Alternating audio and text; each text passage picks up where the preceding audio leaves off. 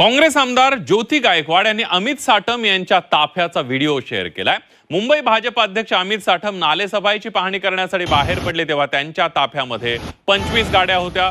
एकीकडे पंतप्रधान सांगतात इंधन वाचवा आणि दुसरीकडे भाजप नेत्यांचाच ताफ्यामध्ये 25 गाड्या आहेत। मग हाच का तो सबका विकास असा सवाल ज्योती गायकवाड यांनी उपस्थित केलाय।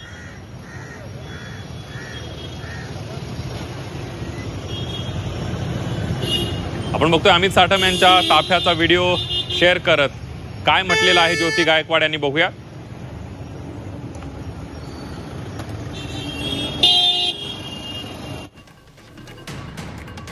पंतप्रधानांनी सांगितलं इंधन वाचवा, पण मुंबई भाजप अध्यक्षांनी ऐकलं इंधन ओता। मुंबई भाजप अध्यक्ष अमित साटम आज नालेसफाईची पाहणी करायला बाहेर पडले, तेही 25 गाड्या घेऊन। एवढ्या गाड्यांनी मुंबईतील किती नाल्यांची सफाई होणार आहे असा सवाल त्यांनी केला।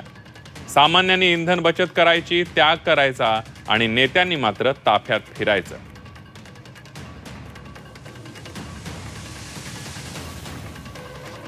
हाच का तो सबका साथ सबका विकास असाही सवाल गायकवाड यांनी केलाय।